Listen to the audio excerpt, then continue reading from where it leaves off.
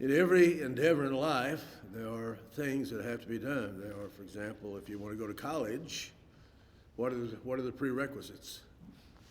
Well, you have to have a high school diploma. If you're going to take a certain curriculum, like if you wanted to major in electrical engineering, what must you take as far as classes in high school? You better have a lot of math. And based on what you're going to get into, there are certain requirements that have to be met. If you want to get in the military, you were a mineman, he had to take the ASVAB. Remember the ASVAB test? Larry had to take the ASVAB. You know, it's a military armed services vocal aptitude battery that you have to score high enough to get in to qualify for certain things. So whatever it is, if you want to be a pilot, there's certain things you got to be able to do. There's criteria. If you want to be a successful Christian, there's certain things that have to be learned. You know, if you're going to go to school, there's knowledge, so to speak, of circuits and all different kinds of things. But in the Christian life deals a lot with three things. Actually, there's going to be 5 words, if I do it right, at the end of the class. In about 20, 30 minutes, I'm going to ask you what those 5 words are that will help to guarantee a successful Christian life. 3 of those start with the letter A, and 2 of them start with the letter H. These first ones, the 3 A's that help provide success in whatever endeavor. How important is attitude? I mean, you can have a photographic memory, but if you don't have the right attitude, what's going to happen in life? You can have a degree, you can have a PhD. If you got the wrong attitude, what's going to happen? There are people who may not have as much talent in a particular business endeavor, but they have the right attitude. It's important. So attitude is important. Anybody maybe guess what another A word might be? You can have to have the attitude, but you have to perform the right actions. Things have to be done. The hardest part about being in the military, especially on submarines, you know, one of the things you always try to do is keep a ship afloat. Well, if you're a submarine, you've already defeated that principle, but there are things you have to do. They drill all the time to make sure that if there's a casualty, there are 2 sets of actions. There are immediate actions. If there's a flooding, you're on watch. What things must you do? There usually be 8, 9, 10 things. You have to have them all memorized. Those are things that if you do these 10 things, you got the opportunity to recover that sub and put it in a safe place. Then there are supplementary actions to help to restore the engineering plant or boat or whatever it's trying to do. So there are actions. You got to know, you got to have the right attitude, but you have to be doing the right thing. And then there is something called attention. I don't know how they did it in the Army, but a tin hut, is that the way they said it in the Army? Something like that? What did that mean? Tell these boys there. A tin hut, what did you have to do? Straight up tall, you stand up, you get in formation, you get in the line. I mean, you're kind of moseying around when they say a tin hut. The first sergeant or chief, whatever, says a tin hut. You stand straight and tall, your eyes are straight ahead, and you are listening to whatever has to be done. So you have to give the right attention to things to make sure you're successful. So what are the 3 A's? Attitude, actions, and attention. Attitudes, action, attention. There are some other words that help to provide a successful operation. And anybody here like music? How important is the harmony? Can you like listening to a group? As a man, anybody know who Home Free is? I like Home Free, man. They've got great harmony. You know, when I was going to Carnes High School, I was in the choir. And we had a guy named Milton Nelson, who was a highly acclaimed choral director. And later on, he got to play Santa Claus. But he was a real, for somebody who was in his 30s, which was old if you're 15, he was a cool dude who wasn't married. But we got to travel quite a bit. In 1968, in the spring, we were supposed to go to Washington, D.C. Anybody know what happened on April 4th, 1968? Somebody important got shot. Martin Luther King. And then we were going to be doing an exchange concert with the George C. Marshall High School in Falls Church, Virginia. And after he got shot, guess what happened to Washington, D.C.? Talking about a riot, there was a riot. My mom and dad said, "You're not going." And Milton Nelson had to come to my house and get on his knees, actually get on my knees and beg my mom and dad to let me go. And I got to go, but things were kind of scared after that riot. But the harmony, that's quite, if you're knowing about singing, how many different groups are there? The ladies have two. What's the highest singing ladies? They are the sopranos, and then the next one are the altos. For the men, you've got the tenors, and then the bass is in there. Those are the primary four. And if you're doing a good job, everybody's singing. You can hear if all four are singing what they're supposed to, the way they're supposed to sing, what does the harmony sound like? I mean, we were here we are, Little Carnes High School. We had 800 students going to exchange with George C. Marshall High School, 2,500 students. I mean, it's like a junior college. And we both did a concert. They went first, and we went last, and we did better than them. We got a standing ovation because of the harmony. How important is harmony? Here's another one. This probably shouldn't surprise you. It's a word that comes out of the very first beatitude. What's the first beatitude? Blessed are the, I'll let you look, Matthew 5, verse 3. Blessed are the, you got to raise your hand. It's going to take 5 before I quit. Blessed are the, that's the word I'm looking for, but how's it phrased in the Bible? Blessed are the poor in spirit. Humility. So we've got harmony and humility. And what are the 3 words again? The A words? Attitude, actions, and giving attention. Let me give you a verse that talks about giving attention. Look at we're going to come back to Philippians chapter 1, but look at 1 Timothy chapter 4. Now, Paul wrote, of course, 2 letters to the young evangelist Timothy. And there are all kinds of things that he said. I mean, sometimes, the Bible is pretty thick. There's 7,956 verses. Anybody ever feel like you got sensory overload? There's so much to learn, I don't know where to start. Well, Paul was telling Timothy to do a lot of things, but I want you to notice what he said in verse 13 of chapter 4. 1 Timothy chapter 4, verse 13. Till I come, give, what's the word? Attention to reading, to exhortation, and to doctrine. You can understand why does he need to read? Well, he needs to study. Why would he need to exhort? Because that's what you do. You exhort people to do best. And doctrine, the doctrine that you say has to be right. So the Bible is written in such a way where you can see these 5 things, especially as it deals with events and crisis situations. The book of Philippians was written by, trivial question, who wrote the book of Philippians? Paul. Where was he when he wrote it? He was in jail, wasn't in Philippi, but did anybody know anything about the city of Philippi? What would they be? They were Greeks, but it was a Roman colony at this time. So how many Romans would you see running around? You'll see a lot. Now, when Christianity got started, Rome was aware of the Jews. Everybody knows who the Jews were. They had problems with the Jews because they didn't buckle under like everybody else did. And they thought for a while that Christianity was just kind of a group of the Jews that came out of that, which in a sense was true.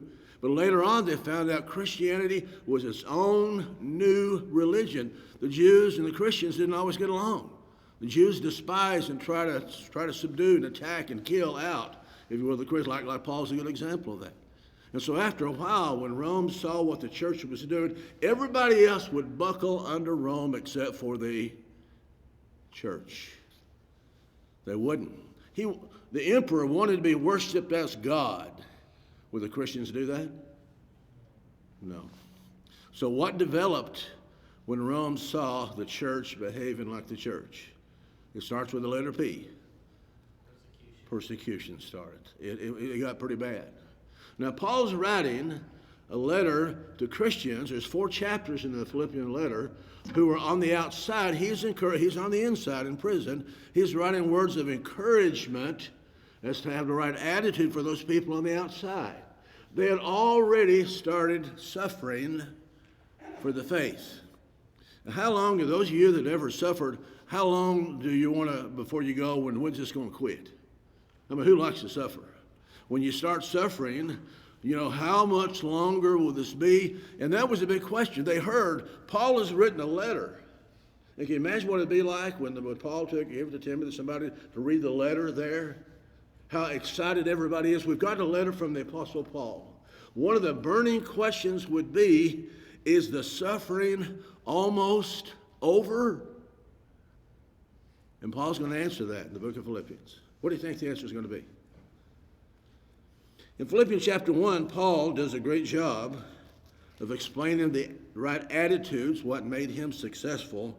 If you look at chapter 1, we'll start with verse 19. Philippians 1, verse 19. For I know that this, the imprisonment, will turn out for my deliverance through your prayer and the supply of the Spirit of Jesus Christ, according to my earnest expectation and hope that in nothing I shall be ashamed, but with all boldness as always, so now also Christ will be magnified in my body, whether by life or by death. For me to live is Christ, and to die is gain. But if I live on in the flesh, this will be mean fruit for my labors, yet what shall I choose? I cannot tell. For I'm hard pressed between the two, having a desire to depart and be with Christ, which is far better. Nevertheless, to remain in the flesh is more needful for you. And being confident of this, I know that I shall remain and continue with you all for your progress and joy of faith, that your rejoicing for me may be more abundant in Jesus Christ by my coming to you again. So the first 26 verses, he's talked about him, his attitude, what was going on, the bad things that would come, the good things that come. We get to see basically Paul's theology, how he looks at life. But then starting with verse 27, he turns the focus on them. He's going to answer the question. Now we're going to read verses 27 through 30. There's 4 verses. I'm going to ask you the answer to this question. Is the persecution almost, will it soon be over? No. Let's see. Got to hold it. Only, verse 27, let your conduct be worthy of the gospel of Christ, so that whether I come and see you or am absent, I may hear of your affairs, that you stand fast in one spirit, with one mind, striving together for the faith of the gospel, and not in any way terrified by your adversaries, which is to them a proof of perdition, but to you of salvation, and that from you. For to you it has been granted, on behalf of Christ, not only to believe in him, but also to suffer for his sake, having the same conflict which you saw in me and now here is in me. So what's the answer? Is it over? It's just really doing what? It's just getting started. Now, without looking, don't look ahead, look up. What do you now that he dropped the bomb on him? Here we go. It's going to continue, and it's what you see going on with me. What do you see going on with him? He's in prison. And he said, the Lord has decided that you will be persecuted even more than what you are right now. Now, if you were, don't look ahead, some of you may know, if you had to write a sermon for Paul to continue, now but we know it's coming, here's what you should keep as a priority. Here's the things that you should do. What do you think he'd say? What if this was your job? It was your job to rally the troops of all the different things and attitudes and actions and things to give attention to. What type of things do you think he'll mention that will prepare them to succeed in the face of adversity? Don't look. Tell me what some things you would expect to be in there. Look for the prize ahead. Okay, look for the prize ahead. That comes later on in Philippians chapter 3. What else? But what he follows, it's kind of, I remember studying this, not long after preaching, I did a series on Philippians, and I thought, oh, that's kind of weird. It wasn't what I was expecting. Yes?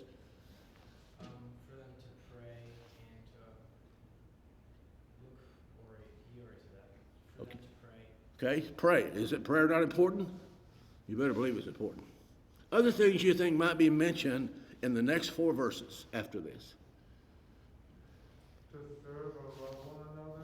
What's that? To serve or love one another. To serve and love one another, and he's knocking on the door. Why would that be important?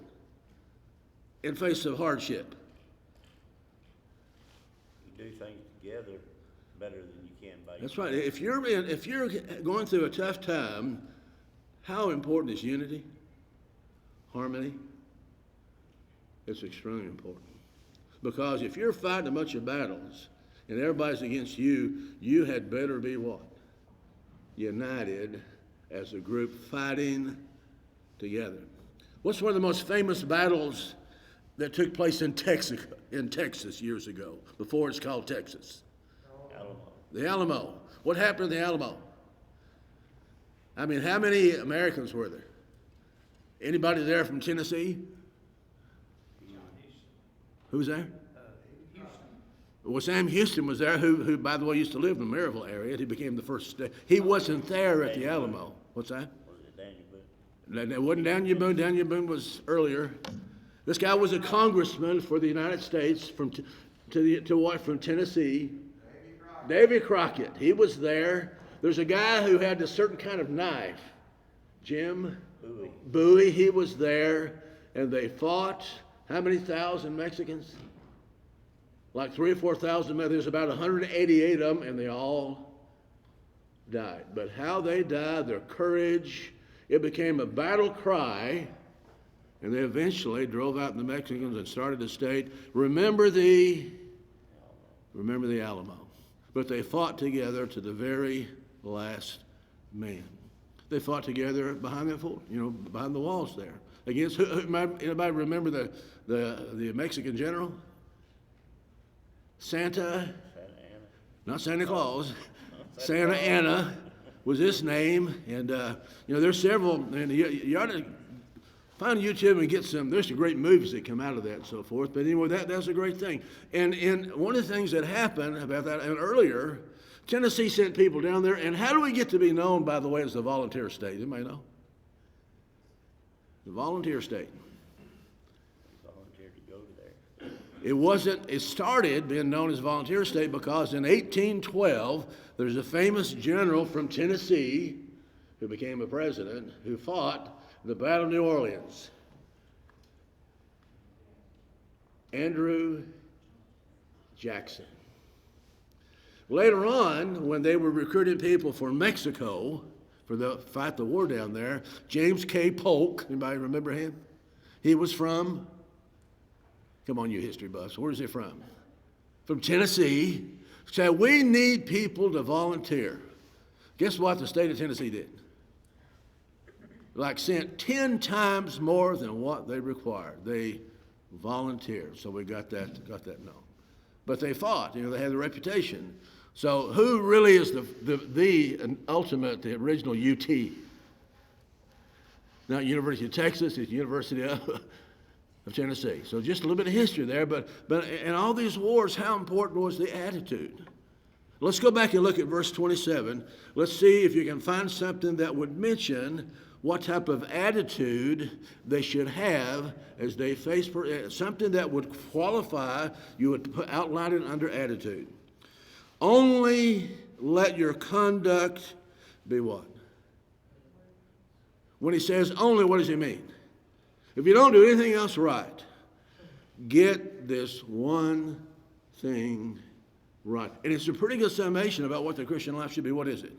If you got this one thing right, do this. And what was it?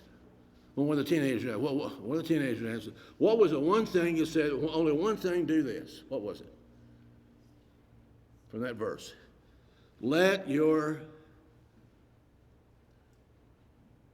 Light so shine. give me the words from the book.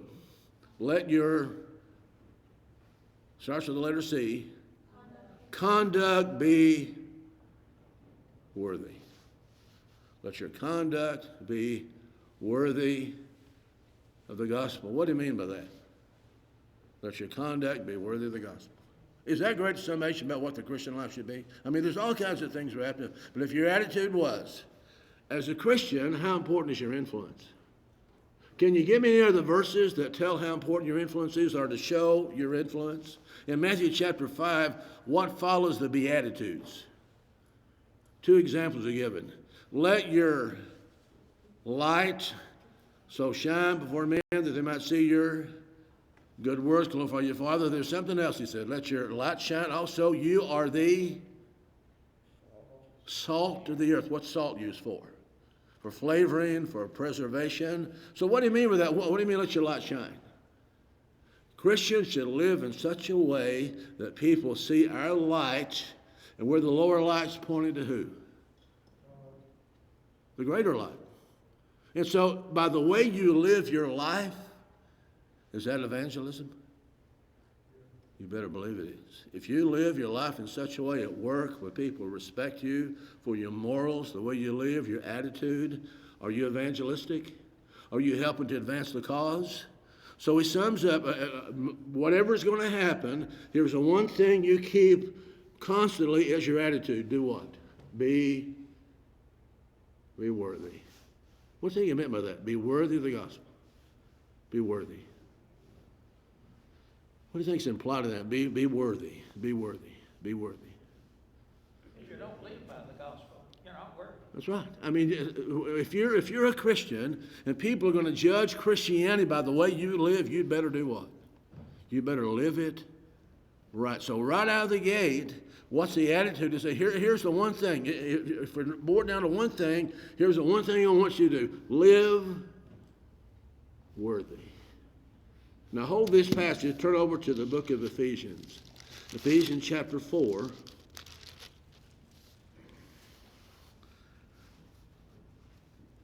Ephesians has 6 chapters. In the first 3 chapters, he talks about basically the theology of what God has done and why he's done those things about the church. In chapters 4, 5, and 6, he said, now here's what God's done, now here's what you're to do. So in chapter 4, verse 1, he begins basically a summary of what the church should do. Let's look at it. Ephesians 4, verse 1. Therefore, I, the prisoner of the Lord, beseech you to walk worthy of the gospel. So what should your attitude be as a Christian? When you get up every day. It's not just coming to church on Sunday. Every day, if you got the right attitude of mind, what are you thinking about as a Christian? People are looking at my life, and I had better live it so that I'm worthy of my calling. Anybody here in your family, did your dad ever give you a speech about maybe your first job, what you're supposed to do? I mean, there were 6 of us kids. I was the first one to get a job. Anybody remember White Stores? White Stores is a food store chain. And my dad said, son, let me tell you, you are a Bryant. We may not be very smart, but we have the reputation of working hard. And you're going to work hard, young man. You're going to work hard every day. I want you to outwork everybody in that store. I started out sacking girls. Anybody ever done that? You'd be the best sacker they got. Because down the road, before too long, there's 5 brothers and sisters behind you. And if you do your job well, guess what? They'll hire them.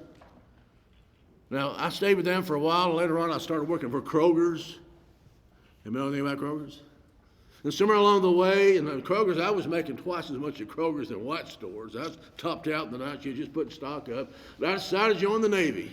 I still remember going to my manager, Gary Locke, and said, by the way, this is my last 2 weeks. What are you doing? I'm joining the Navy. He said, oh, man, you're my best worker. Do you know anybody else? I said, I got a brother. Anybody know what brother I had that worked for Kroger for 40 years? Kenny. He didn't have to fill out an application. You know what he did? Send him in. He got my job for 40 years. Why? Because I work hard. And that's based on the principle as a Christian. What are we thinking about? Every day, whatever we say, whatever we do, it's all about to show what? Give me a verse that talks about how our life is shown to prove something that's good and acceptable and perfect. There's a big hint. There's a verse somewhere. I'll quote it for you, find it. Don't be conformed to the world, but be transformed by the renewing of your mind, in order that you may prove what is that good and acceptable and perfect. Anybody know where that is? Romans chapter 12, verse 2. Let's go back to Philippians real quick, because we got to cover a lot of ground real quick. So in Philippians chapter 1, verse 27, right out of the gate, he says, keep this attitude. What's the attitude? Live a worthy life. Only let your conduct be worthy of the gospel, so that whether I come and see you or am absent, I may hear of what? Your affairs, that you stand fast in one spirit, with one mind, standing together for the faith of... Now, what's he talking about there, the last part of verse 27? What's he emphasizing? Of the 5 words I gave you, what's he emphasizing in the last part of verse 27? Stand fast, one spirit, one mind, striving together. What's the word? Harmony. They're working together, the harmony that's there. And not in any way terrified by your adversaries, which is to them reproof for perdition, which is a state of being condemned, but to you of salvation, and that from God. For to you it has been granted on behalf of Christ not only to believe on him, but also to suffer for his sake, having the same conflict. So why would God allow his people whom he loves to suffer for his cause? What good comes out of suffering? Larry. You're building a pathway for people to follow. That's right. When you think about it, do I love history? You better believe I love history. You know when my interest in history really grew? When I joined the military and got to travel. You think I've been in the battlefields? Think I've been to Gettysburg? Chickamauga. I've been out Shiloh. I've been Lexington and Concord. Anybody know what war that started there? Lexington, Concord? Revolutionary War. I've been at Yorktown. That's one of the big battles, final battles of the Revolutionary War. I mean, if you love your country, what did it take to form a country? On July 4th, 1776, a bunch of men signed a document. And when they signed that, they knew it was going to be tough. What was the document? The Declaration of Independence. And King George said, well, this is great. That's all right. They've earned it. That's not what he said. What happened? They sent thousands, and it took how many years? It took a number of years, but they finally formed a nation. And down through the years, we've helped other nations. Tell me what happened on this day, June 6, 1944. D-Day. That's when the Allied Army, especially with Americans, stormed the beaches in France and Normandy and started that wave of military towards the real Hitler and took him out. Took about a year and a half to do that. And they fought the Japanese. For the freedom that we have, what did it cost? Who's held up as heroes? The ones that are back there in the supply shack? Who? The ones who put their life on the line. I remember studying, anybody know who Nathan Hale is? Nathan Hale? He got caught by the British. You're a spy. You're going to be hanged. He knew it. But he made a statement right before they killed him. I regret. I have, but only one life to give for my country. When I read that, what does it make you feel? So how important is the attitude? Attitude is important. And when you get down to chapter 2, verse 1, we ask the question, what followed? Here's the surprise. And this is what we're going to start on next week. Here are the things, didn't have anything to do about, prayer's not mentioned. Talk about, harmony and, what's the other word? Starts with H? Humility. Here we go. Therefore, if there is any consolation in Christ, if any comfort of love, if any fellowship of the Spirit, if any affection and mercy. Now, next week we'll look at those are 4 great blessings you've got as a Christian. Fulfill my joy by being like-minded, having the same love, being of one accord, of one mind. What's he emphasizing again? The unity, the what? The harmony. Let nothing be done through selfish ambition or conceit, but in lowliness of mind let each esteem others better than himself. Let each of you look out not only for his own interest, but also for what? The interest of everybody else. Well, how would that help them as they fought together as the church Rome? How would it help them? The 5 things we mentioned. You got to have the right attitude. You got to perform the right actions. Give attention to the most important things. The harmony, the unity is important, and the humility is important. If they follow those 5 things, what kind of fellowship would they have? They would love each other. They'd fight for each other. They would serve each other. It wouldn't be about what's best for me. It'd be what's best for what? For the cause. As we finish, final question, pass or fail. What's the one attitude as a Christian you should have every day that you get up? That I walk worthy of the Lord. That's our job. That's who we are. That people will look at us and say, he's different. I wonder why. And then when they have a hard time, when the wheels fall off of their car, when they say, I need somebody in religion, who do you think they'll go to? The hypocrites? Who would they go see? They'll go to that person that they respect, hopefully you, and say, what's the deal with you? I see who you are. You know, everybody else, they come apart, you come apart and pray. Well, how did you get to be who you are? And then you have the chance to see what? Not say, well, I'm pretty smart, I work hard, blah, blah, blah. What's it about? What's it about? What's it about? When I was over in Africa, and I'll close with this, twice with Jerry Hogg, they had a big lectureship. And every one of those young men that graduated from that school or in school, when you get up and say, man, that's a great sermon. You know what every one of them would say? Praise be unto God. What were they doing? When they were doing something good, they were deflected. It wasn't about me, it's about God. You have to be a preacher to live that way? No.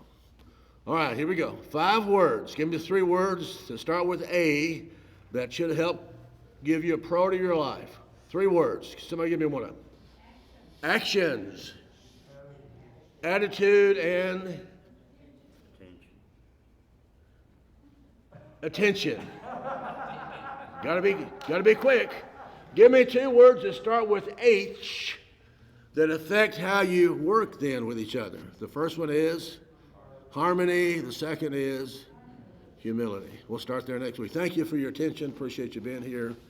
Live so that you live worthy. Thank you.